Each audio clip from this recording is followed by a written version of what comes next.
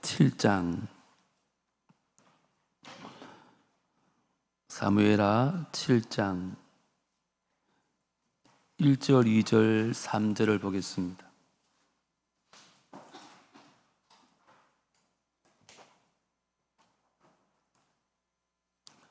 (1절은) 제가 읽고 (2절은) 여러분 읽으시고 (3절은) 같이 읽겠습니다. 여호와께서 주의 모든 원수를 무찌르사 왕으로 궁에 평안히 살게 하신 때에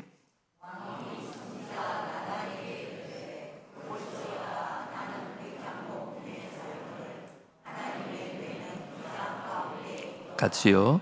나단이 왕께 아뢰되 여호와께서 왕과 함께 계시니 마음에 있는 모든 것을 행하소서 하니라. 아멘.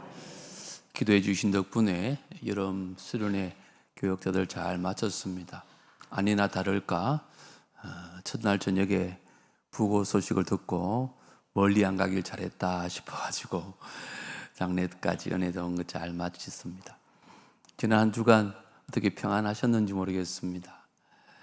어떤 분들은 목사님 저는 늘 감사하며 살고 있습니다 이렇게 대답하는 분도 계시겠지만 또 여러분 가운데는 마음속으로 아니요 목사님 요즘 너무 힘들어요 그렇게 생각하는 분도 계실 것입니다.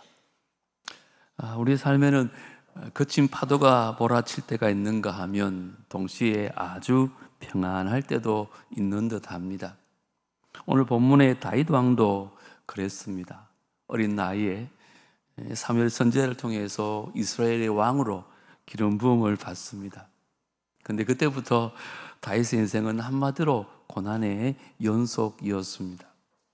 아버지 신부름으로 정전터에 나간 형들에게 음식을 갖다로 주러 갔다가 하나님을 모욕하고 이스라엘을 능욕하는 그 골리앗에게 의분을 느낀 이 다윗은 만군의 여호와의 이름으로 골리앗을 물리칩니다. 위기에 빠뜨려진 나라를 구한 참 귀한 일이었습니다. 하지만 도리어 이 일이 시기와 질투에 불타는 사울왕의 그 맹렬한 추격의 대상이 되고 맙니다. 그래서 무려 15년 동안이나 정처 없이 광야를 떠돌고 동굴에서 잠을 자기도 하고 하물며 적군에게까지 가서 망명해서 미친 척을 하면서 목숨을 부지해야 했습니다. 그야말로 롤러코스터 같은 그런 세월이었습니다. 그런데 드디어 다윗의 인생에도 참 고요하고 평안한 시간이 찾아왔습니다. 전쟁은 끝이 났고 정적들은 다 사라졌고 그는 이제 아름다운 백향목 궁전에서 안정과 번영을 누리고 있었게 되었습니다. 자, 만약 여러분이 다윗이라면 수십 년 만에 찾아온 이 평안의 때에 무엇을 하기를 원하시겠습니까? 아마 밀린 잠을 실컷 자고 싶은 사람도 있을 것이고 가족과 오붓한 시간을 보내는 분도 있을 것입니다. 아니면 그동안 가지 못했던 세계 여행도 막 즐기면서 좀 쉬고 싶지 않으시겠습니까? 오늘 저는 다윗이 모처럼 찾아온 이 평안의 때에 어떻게 행동했는지를 좀 살펴보려고 합니다. 그래서 저와 여러분도 평안할 때에 제 가운데 빠지는 인생들이 아니라 더욱더 주님을 바랄 수 있는 우리 모두가 되어지기를 주 이름으로 축복합니다. 다윗의 평안의 때는요, 평안을 주신 하나님을 인정했습니다. 여러분, 평안을 주신 하나님을 인정하기를 주 이름으로 축복합니다. 우리 1절을 다시 한번 읽겠습니다. 1절 시작.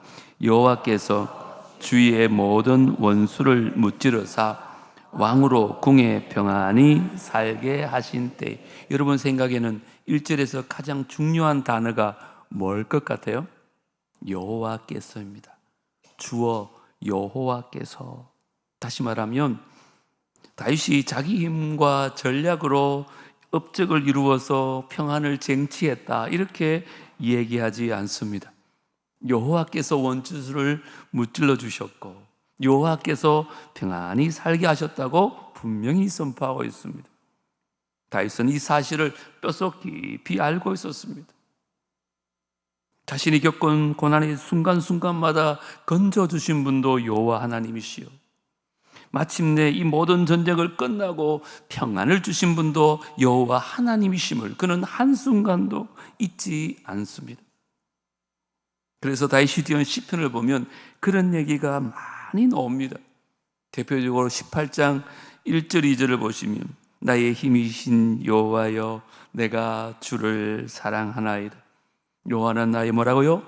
반석이시요 나의 요새시요 나를 건지시는 이시요 나의 하나님이시요 내가 그 안에 피할 나의 바위시요 나의 방패시요 나의 구원의 뿌리시요 나의 산성이시로다.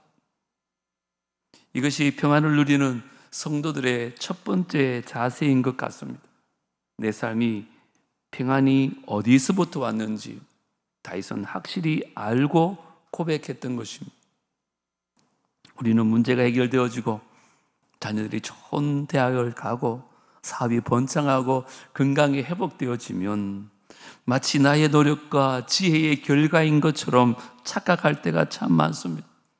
그래서 이런 기도의 자리에 점점 뒤로 물러가고 감사의 고백은 그저 형식적인 인사로 메말라지게 되어집니다.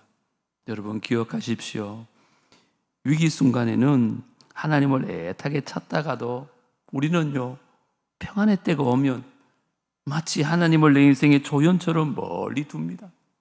아이고, 이제 하나님께 매달리지 않아도 잘 살 수 있을 것 같아. 이런 안일한 마음을 갖기가 쉽다는 것입니다. 그런데 여러분 한번 생각해 보세요. 사람의 마음은 안일하게 그냥 내버려 두면 어떻게 될 것 같아요? 거의 잡초가 무성한 광야로 변합니다. 여러분 땅도 보십시오. 그냥 놔두면요, 저절로 꽃밭이 될까요? 잡초밭이 될까요? 백의 백은 다 잡초밭이 되고 맙니다. 우리의 마음도 편안하게 그냥 놔두면요, 이 세상 생각들과 이 세상의 욕심들로 무성한 광야가 되어버리고 맙니다. 소위 등 따시고 배부르면 쾌락의 길로 빠지게 되는 것이 인간입니다. 더 짜릿한 쾌락을 찾아 헤매고 더 편안하고 더 안락한 삶을 소망하면서 더 크고 좋은 집에 살고 싶은 그런 욕심으로만 가득 차게 되어집니다. 그러므로 여러분 평안할 때 이 세상에 잡초가 자라지 않도록 우리 마음을 잘 가꿔야 합니다. 먼저 오직 하나님의 은혜로 내가 이 평안을 누리게 되었다는 것을 인정하고 말씀과 기도와 예배를 통해서 날마다 하나님께 더 가까이 나가야 될 줄 믿습니다. 여러분 기억하십시오. 하나님은 응급실에서만 필요한 분이 아니십니다. 어려울 때만 아니라 평안할 때 더 애써 하나님을 찾으셔야 돼요. 왜 그럴까요? 사람들은 어려울 때보다 평안할 때 더 쉽게 넘어지기 쉽기 때문에 그래요. 복음의 핵심이 뭡니까? 우리가 누리는 참된 평안, 즉 죄와 사망에서 자유케 되어져서 하나님과 화평을 누리게 된 것이 우리의 노력으로 된 것입니까? 오직 하나님의 은혜로 되어진 것입니까? 오직 하나님의 은혜입니다. 그 아들을 십자가에 내어주신 하나님을 믿는 믿음으로 우리가 구원받은 거잖아요. 로마서 5장 11절 같이 한번 읽어볼까요? 시작. 그러므로 우리가 믿음으로 의롭다 하심을 받았으니 우리 주 예수 그리스도로 말미암아 하나님과 화평을 누리자. 오직 예수 그리스도께서 십자가에서 죄와 죽음을 완전히 무찌르셨기 때문에 우리가 참된 평화로 선물을 받았다는 거예요. 화평을 얻게 된 거예요. 이 사실을 망각하지 말고 늘 인정하며 고백하며 살아갈 수 있게 되기를 주님으로 축복합니다. 그러려면 여러분 실생활 속에서 이렇게 한번 해보면 좋겠어요. 여러분 아침에 눈을 뜨면 가장 먼저 하는 게 뭐예요? 하나님께 이렇게 기도하면 어떨까요? 하나님, 오늘도 새날 주시고 새 생명을 주시니 감사합니다. 하나님의 은혜인 줄 믿습니다. 맛있는 음식을 먹을 때마다 어떻게 기도하십니까? 오늘도 이 맛있는 음식의 맛이 제 혀에 느껴지네요. 너무너무 감사합니다. 집에 돌아오면 감사 기도하십니까? 하루 종일 열심히 일하고 피곤할 때인데 운전해서 집에 무사히 도착했잖아요. 그게 다 하나님의 은혜입니다. 그때도 하나님 감사합니다. 오늘도 집에 무사히 도착했습니다. 우리 가족들 오늘도 지켜주신 것 다 하나님의 은혜입니다. 다 같은 죄인 구원해 주신 것 다 하나님의 은혜입니다. 날마다 이 하나님의 은혜를 세워보고 인정하면서 주님을 찬양하는 삶을 살 때 우리의 평안이 교만으로 이어지지 않고 더 깊은 감사와 겸손으로 발전될 줄 믿습니다. 제발 평안의 때에 우리 하나님을 기억하고 하나님의 은혜를 인정할 수 있는 우리 모두가 되어지기를 주의 이름으로 축복합니다. 두 번째, 평안의 때에 그 평안을 주신 하나님을 더 높이십시오. 다윗은 그 평안을 주신 하나님을 인정하는 데 그치지 않고 평안케 하신 하나님을 더 높이는 삶을 살았습니다. 그게 2절입니다. 우리 같이 한번 읽겠습니다. 시작. 왕이 선지자 나단에게 이르되 볼지어다 나는 백향몽국에 살거늘 하나님의 궤는 휘장 가운데에 있도다. 정말 감동적인 장면 아닙니까? 다윗은 최고급 쓰임 목재인 백향목으로 지은 화려한 궁궐에 살았습니다. 우리 같았으면 어떤 생각이 들었을까? 이야, 이제 드디어 고생 끝났구나. 나도 이제 드디어 성공했구나. 좀 누리며 살자. 이런 생각하지 않겠어요? 오히려 다윗은 그의 시선이 지금 자신의 궁전과 하나님의 언약궤를 놓아둔 그 초라한 천막을 비교하기 시작합니다. 그러면서 마음 깊은 곳에 불편함과 안타까움이 느껴지기 시작하는 거예요. 나는 이렇게 좋은 궁궐에 사는데 하나님의 언약궤는 다 쓰러져가는 저 천막에 있다는 것이 말이 되는가? 막 고뇌하면서 내가 하나님의 아름다운 성전을 지어 바쳐야겠다. 주의 이름을 더 높이고 싶은 마음을 갖게 된 거예요. 언제요? 평안해졌을 때. 여러분, 고대 근동에는 신을 위한 국가에서 큰 신전을 짓는 것이 일반적인 관례였어요. 왜냐하면 당신은 신이 국가의 운명과 번영을 좌우한다고 믿었기 때문에 신전을 지어서 신을 기쁘게 하려고 노력했어요. 그래서 각 나라들마다 크게 지으면 더 큰 복을 받는 줄 알고 다른 나라들과 그 큰 신전 짓기를 다 경쟁 삼아 지었어요. 근데 오늘 중요한 것은 다윗은요, 그 하나님께 더 큰 복을 받기 위해서 성전을 지으려 한 것이 아니라는 것입니다. 뭐 때문에? 아무 자격 없는 나에게 이미 주신 복이 너무도 커서 그 하나님께 감사와 찬양과 영광을 돌리기 위해서 성전을 지으려고 했던 것입니다. 내가 더 높아지려는 것이 아니라, 내가 더 성공하기 위한 도구가 아니라 하나님의 이름을 더 높이고 더 많은 사람들이 하나님께 예배 드릴 수 있도록 하기 위한 헌신을 한 것입니다. 이게 바로 하나님께서 주신 평안과 번영을 제대로 사용하는 성도의 모습이라는 것입니다. 여러분, 하나님 우리에게 평안을 주실 때 이제 너 평안히 잘 먹고 잘 살아라, 그런 의미에서 주신 것일까요? 저는 아니라고 봅니다. 내가 준 이 평안을 통해서 나를 위해, 나의 나라를 위해 네가 무엇을 할 수 있는지 좀 생각해봐라, 그런 의미에서 주신 책임과 의무가 뒤따르는 거예요. 제가 자막을 준비했는데 하나님께서 우리에게 주신 평안은 뭐라고요? 종착역이 아니라 사명을 위한 새로운 출발선이라는 것입니다. 꼭 기억하시면 좋겠어요. 믿음의 사람들은 좀 여유가 생길 때 자기 만족만 구하는 삶을 살서는 안 됩니다. 여러분, 믿지 않는 사람들 가운데도요, 남을 위해서 모든 걸 나누며 살아가는 사람들이 얼마나 많은지 모릅니다. 얼마나 부끄럽습니까? 그런데 우리는 이런 삶을 살아야 될 더 큰 이유가 있다는 것이죠. 그게 뭘까요? 우리를 위해 생명까지 내어주신 예수님을 믿고 따르는 사람이기 때문에 그런 것입니다. 왜요? 예수님 우리가 뭐라 그랬어요? 새 계명을 너희에게 주노니 서로 사랑하라. 내가 너희를 사랑한 것 같이 너희도 서로 사랑하라. 여러분, 서로 사랑하라는 계명이 새 계명일까요? 옛 계명일까요? 구약에도 나온 옛 계명입니다. 근데 예수님은 왜 새 계명이라고 말해요? 전제가 하나 붙어서요. 뭘까요? 내가 너희를 사랑한 것 같이.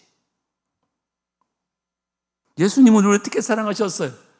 그 십자가에서 우리를 대신해서 우리를 위하여 죽으셨어요.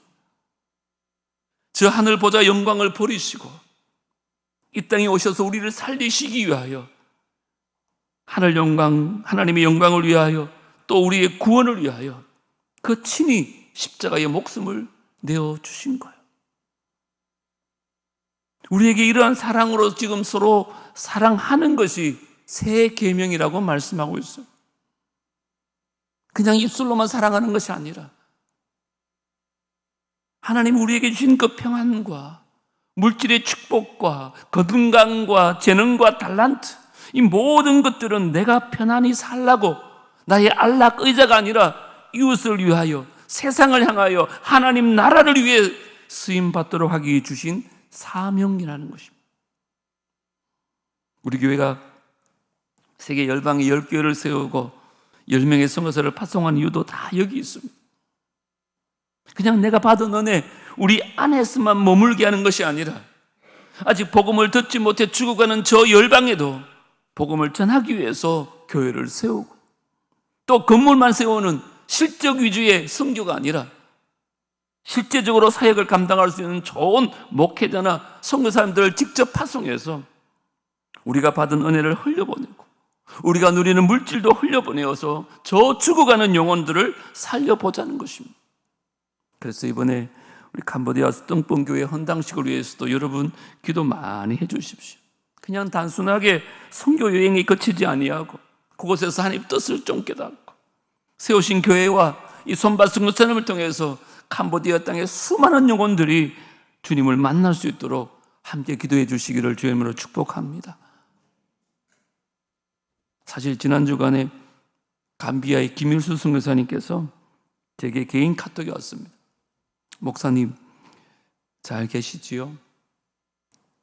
이곳은 전기와 식수 문제로 사람들이 많이 고생하고 있습니다. 밤은 이틀에 한 번씩 전기를 주니 전기 없는 날은 잠자는 것조차 곤욕입니다.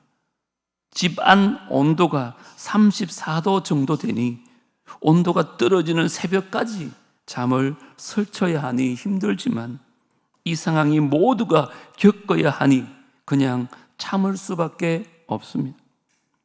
목사님, 한 가지 어려운 부탁을 드립니다. 세이코 사조 목사교회 건축이 7월달 안에 끝날 것 같습니다. 특별히 건축을 위해 헌금 받은 것도 아니고 진주 남교회 집사님이 헌금해 주신 1,000만 원을 가지고 시작하여 매달 들어오는 선교비로 건축이 거의 끝이 납니다. 건축 비용은 1,800만 원 정도가 들어갈 것 같습니다. 목사님, 혹시 남부교회에서 중고 의자를 구입해 줄 수 있는지요? 100만 원 정도면 필요한 의자를 구입할 수 있을 것 같은데 목사님께 부담스러운 이야기라 죄송스럽네요. 부담은 갖지 마시기 바랍니다. 이렇게 카톡이 왔습니다. 마음이 많이 아팠습니다. 그렇게 힘든, 그렇게 열악한 환경 속에서 복음을 위해서 그렇게 살아가는 선교사님, 그 모슬림 나라에 교회를 세우고, 제가 선교위원회에 말씀을 드렸어요. 혹시 좀 회의를 거쳐서 도와줄 수 있는지. 여러분 가운데 말씀을 드리면서 하나님이 주신 마음이 있다면 십시일반 또 협력하면 더욱 감사하겠다, 이런 생각이 들었습니다. 왜요? 하나님 우리에 주신 것, 물질뿐만 아니라 우리의 건강과 지식과 재능과 모든 것을 나 혼자 즐기라고 주신 게 아니기 때문에 그렇습니다. 내가 어떻게 하면 이것으로 하나님의 이름을 더 높일 수 있을까?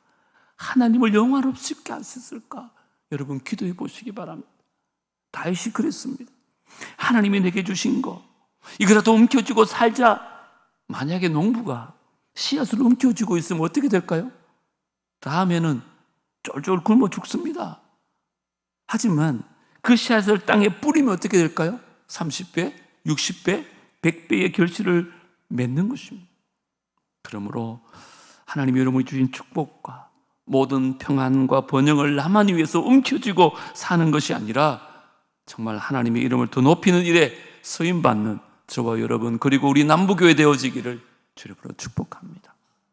마지막 세 번째로 평안을 주신 하나님을 뒤따르라는 것입니다. 평안을 주신 하나님을 인정하며 더 높이기 원했던 다윗 왕이 2절에 봤던 것처럼 선지자 나단에게 자신의 계획을 얘기합니다. 나단은 궁중 선지자입니다. 그래서 궁중에서 나라 일들을 결정할 때 같이 가서 의논도 하고 또 기도하고 하나님의 뜻을 전달해 주는 역할을 하는 선지자였습니다. 그런데 나단에게 다윗이 이 뜻을 물었던 것은 나단의 의견을 듣기 위해서일까요? 아니면 나단을 통해서 하나님의 뜻을 듣기 원했을까요? 전자입니까? 후자입니까? 후자죠. 분명히 하나님의 성전을 세워야겠다는 것은 너무너무 선한 뜻입니다. 이거 뭐 물어보지 않아도 무조건 박수 받을 일입니다. 그럼에도 불구하고 다윗은 먼저 하나님의 뜻을 물었다는 것입니다. 왜 그럴까요? 지난번에 언약궤를 갖고 오는 선한 일에 하나님의 뜻을 묻지 않고 자신의 방법으로 수레에 싣고 오는 바람에 우사가 죽는 비극이 있지 않았습니까? 그래서 이제는 내가 아무리 좋아 보이는 일을 하더라도 하나님을 앞서진 않겠다. 하나님을 뒤따라가야겠다. 하나님의 뜻대로 하나님의 방법대로 해야겠다는 겸손한 마음을 갖게 된 것입니다. 자, 그런데 이때 선지자 나단은 어떻게 대답했는지 3절을 다 같이 한번 읽겠습니다. 시작. 나단이 왕께 아뢰되 여호와께서 왕과 함께 계시니 마음에 있는 모든 것을 행하소서 하니라. 본문을 자세히 보세요. 지금 나단이 다윗에게 대답을 하기 전에 하나님께 뜻을 구하는 기도를 했습니까? 안 했습니까? 안 했습니다, 여러분. 하나님의 선지자라는 사람이 하나님의 뜻을 구하는 왕에게 하나님의 뜻이 아니라 지금 자기의 뜻을 이야기해 버린 거예요.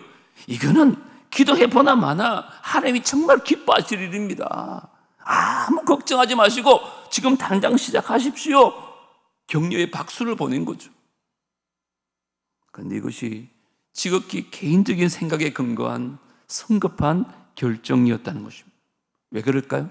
바로 다음 날 하나님께서는 나단의 꿈에 나타납니다. 예이놈 그러면서 혼쭐을 내십니다. 그때 하신 말씀이 내 뜻은 다윗을 통해 성전을 짓는 것이 아니다. 그래서 나단이 다윗에게 다시 가서 이 얘기를 전합니다. 여기서 우리는 평안할 때 붙잡아야 될 영적 원리를 발견합니다.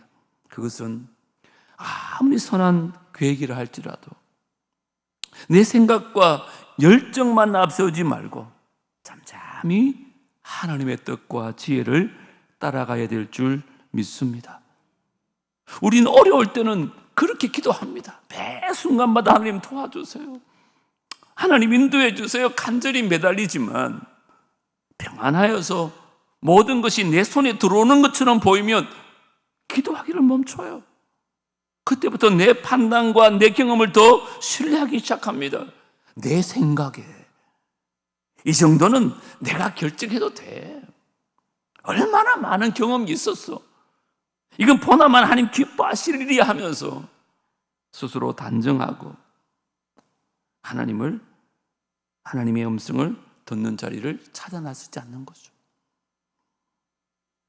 여러분, 다윗의 마음은 정말 아름다웠습니다. 하나님도 그 마음을 기쁘게 받으셨어요. 그러나 하나님의 일은 하나님의 방법대로 하나님의 뜻대로 해야 되는 것이지 인간의 생각대로 하는 것이 아닌 것입니다.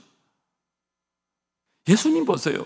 그 겟세마네 동산에서 기도하면서 뭐라고 말씀하셨습니까? 내 아버지요, 만일 할만하시거든 이 잔을 내게서 지나가게 하옵소서.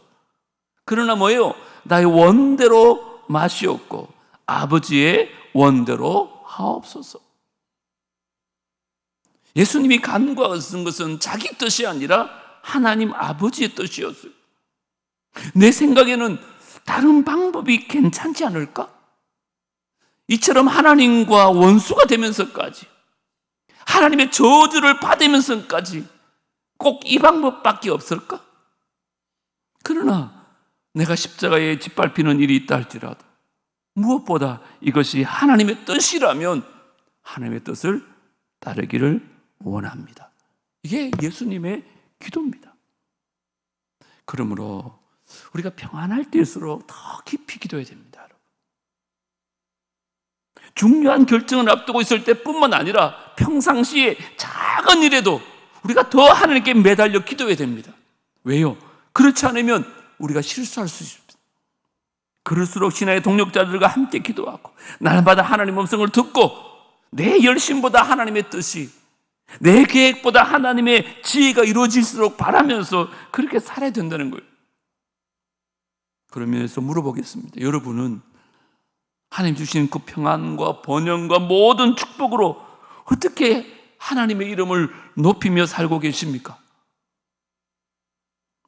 이것을 마치 내가 열심히 노력해서 쟁취한 것처럼 생각하면 나의 안일함과 나의 기쁨과 내 가족만을 위해서 소모하고 있지는 않은지요. 제가 자막을 하나 준비했습니다. 같이 한번 읽겠습니다. 시작. 하나님, 내게 있는 시간과 건강과 지식과 재물과 재능, 이 모든 것을 어떻게 하나님의 이름을 더 높이는 일에 사용할 수 있겠습니까?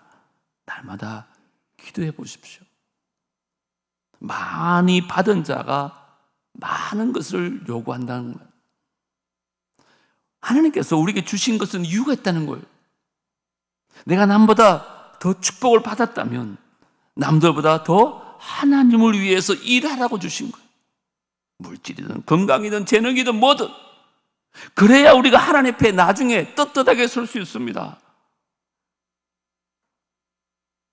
여러분 생각에 내가 노력해서 한 거지, 나는 하나님께 받은 건 하나도 없어, 만약에 그러시면 그냥 밥만 먹고 살다 가십시오. 그러나 내가 하나님께 받은 축복이 많다고 생각이 된다면 지금 이 시간에부터 하나님이 주신 그 평안과 번영과 모든 축복을 제발 내가 혼자 소모하고 끝나는 것이 아니라 하나님의 영광을 위해서 사용하고 정말 보람되고 아름다운 열매를 맺는 저와 여러분, 우리 남부교회가 다 될 수 있게 되기를 주 이름으로 축복합니다. 그게 하나님의 뜻이기 때문에 그렇습니다. 오늘 세 가지 말씀드렸습니다. 평안할 때 그 평안을 주신 하나님을 인정하며 사십시오. 하나님의 은혜입니다. 모든 것이 하나님의 은혜입니다. 내가 한 것 아무것도 없어요. 두 번째, 그 평안을 주신 하나님을 더 높여주십시오. 날마다 주님 앞에 영광을 돌려주십시오. 그 영광을 가로채지 마세요. 하나님이 제일 미워하는 것이 하나님의 영광을 가로채는 것입니다. 절대 가만두지 않습니다. 세 번째, 평안을 주신 하나님을 뒤따르십시오. 그래서 날마다 하나님의 인도함을 받는 저와 여러분 되어지기를 주 이름으로 축복합니다. 이 시간 말씀 기억하면서 찬양하겠습니다. 내 평생 살아온 길 뒤돌아보니 짧은 내 인생길 오직 주의 은혜라. 금방 소리를 조금 높여줄래요? 내 평생 살아온 길 뒤돌아보니 짧은 내 인생길 오직 주의 다시 한번 내 평생 살아온 길 뒤돌아보니 짧은 내 인생길 오직 주의 은혜라. 주의 은혜라. 주의 은혜라. 내 평생 살아온 길 주의 은혜라.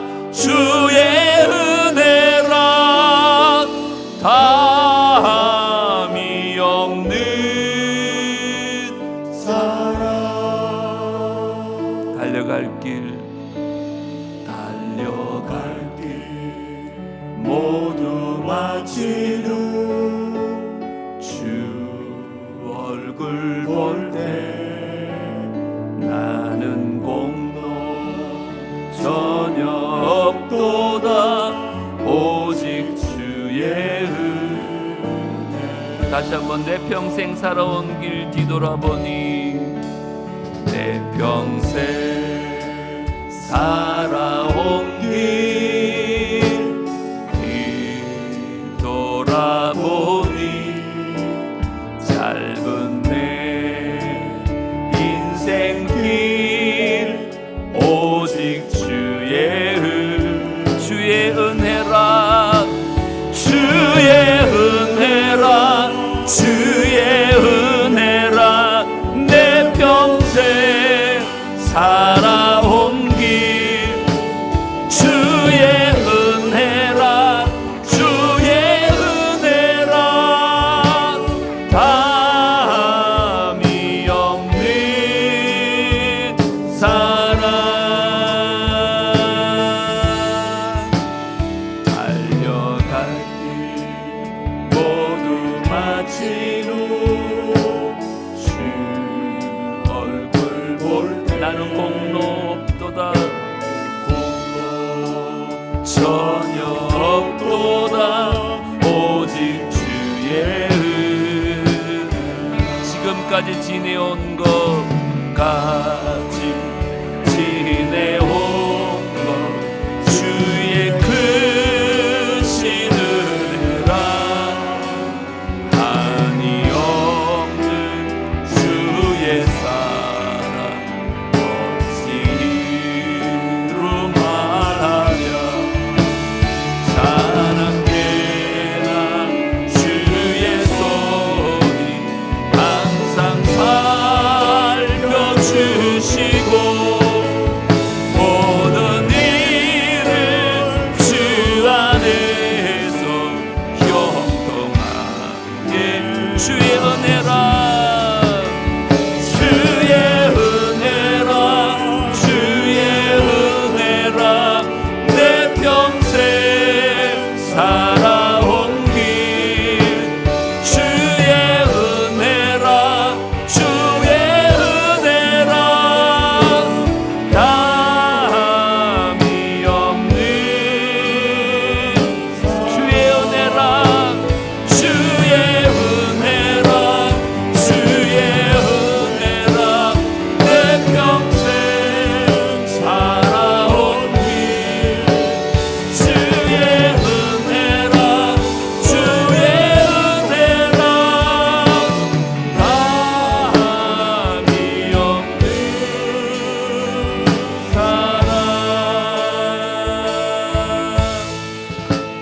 달려갈 길 모두 마치고 주 얼굴 볼 때 나는 공로 전혀 없도다 오직 주의 달려갈 길 모두 마친 후 달려갈 길 모두 마친 후 주 얼굴 볼 때 나는 공로 전혀 없도다 오직 주의 은